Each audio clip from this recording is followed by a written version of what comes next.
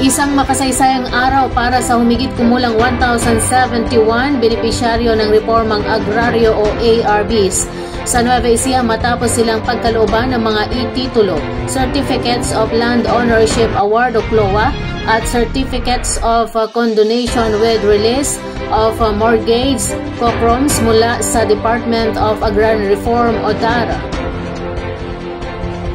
Pinangunahan ni DAR Undersecretary for Field Operations Kaysa Celeste ang pamahagi ng mga dokumento sa isang seremonya na dinaluhan ng mga benepisyaryo, opisyal ng pamahalaan at kinatawan ng mga lokal na komunidad. Bukod sa mga titulo, ipinagkaloob din ang pinansyal na tulong at pautang para sa produksyon sa ilalim ng Accessible Loans for Empowered, Resilient, and Transform ARB Organization Credit Program. Ayon kay Celeste, ito ang isa sa pinakakasiyasiyang bahagi ng kanyang trabaho dahil katuparan umano ito ng matagal ng pangakong ibinigay ng ahensya sa mga magsasaka. Alinsunod sa Republic Act No. 11953 o ang New Agrarian Emancipation Act, nabura na ang lahat ng utang na kaugnay ng mga ipinamahaging CLOA. Katumbas ito ng 24.65 million pesos na kabuang pagkakautang ng 903 ARBs na sumasaklaw sa 1,420.7059 hektarya ng lupa. Ayon naman kay DAR Nueva Ecija Chief Agrarian Reform Program Officer Ginny Voba Talplacido, ipinamahagi rin ang mga e-titles mula sa Support to Parcelization of Lands for Individual Titling Split Project, mga regular na titulo at 1,056 na COCROMs. Lubos ang pasasalamat ng mga benepisyaryo tulad ni Lucena Olar na mahigit 2 dekada nang naghintay para sa kanyang titulo. Para naman kay Elmer de la Cruz, malaking ginahawa ang pagkakabura ng kanyang utang sa lupa. Matatanda ang binigyang diin ni Pangulong Ferdinand R. Marcos Jr. sa kanyang ika-4 na State of the Nation Address o SONA, ang layunin ng pamahalaan na pabilisin pa ang pagpapatupad ng mga programa sa reformang agraryo sa buong bansa.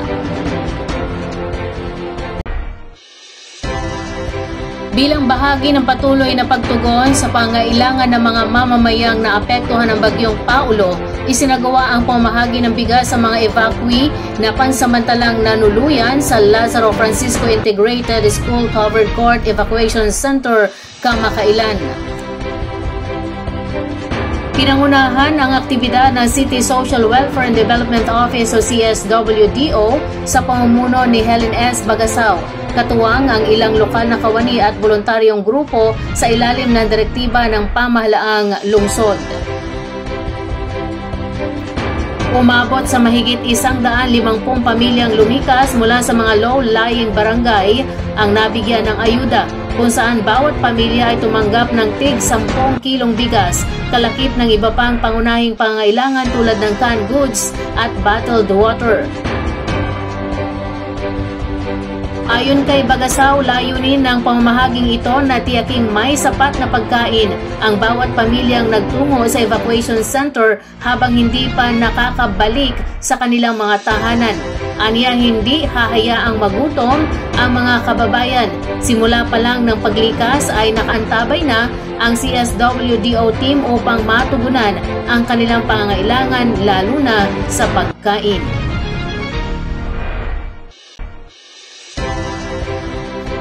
Formal na inilunsad kamakailan ng Department of Agriculture, Philippine Rice Research Institute o DA PhilRice, katuwang ang pamahalang bayan ng Zaragoza, Nueva Ecija, ang mga natatanging produktong gawa ng lokal na mga kooperatiba ng magsasaka sa ilalim ng Rice Base Magsasaka Network o RMN.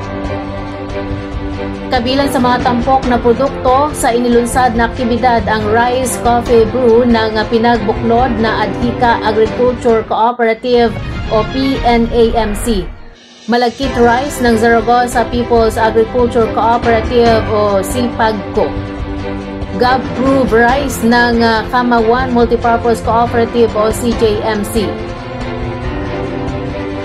Layunin ng Rice Biz Program na tulungan ang mga kooperatiba ng magsasaka na mailapit ang kanilang mga produkto sa mas malawak na merkado, mapalakas ang kanilang kabuhayan at maisulong ang pagkakaroon ng agrikulturang may mataas na halaga at kalidad.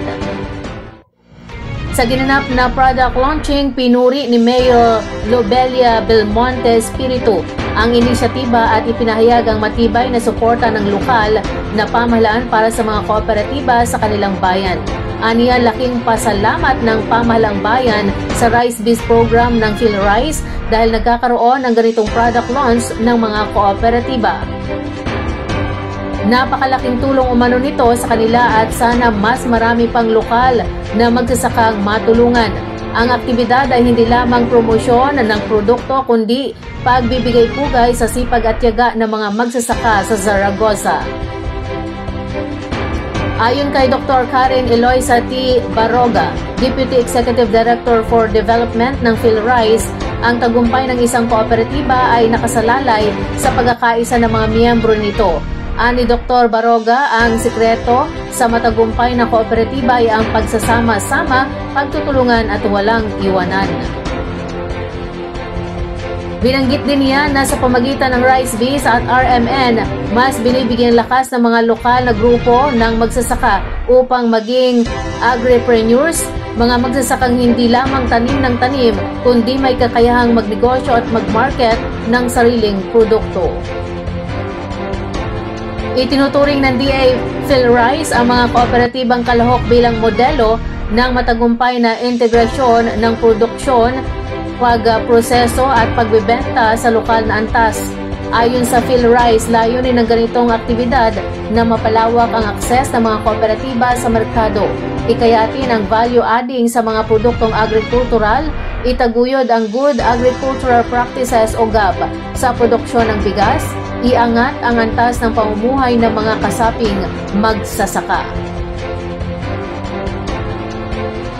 Bilang bahagi ng kanilang advokasya sa inclusive rural development, nangako ang PhilRice na ipagpapatuloy ang suporta sa mga kooperatiba sa pamagitan ng technical training sa pagproseso at packaging, marketing linkages sa mga merkado at grocery chains, tulong sa branding at produktong may kalidad.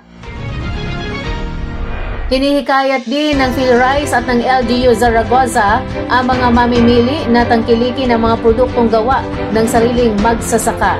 Hindi lamang bilang suporta sa kabuhayan, kundi bilang bahagi ng pagmamalasakit sa lokal na ekonomiya.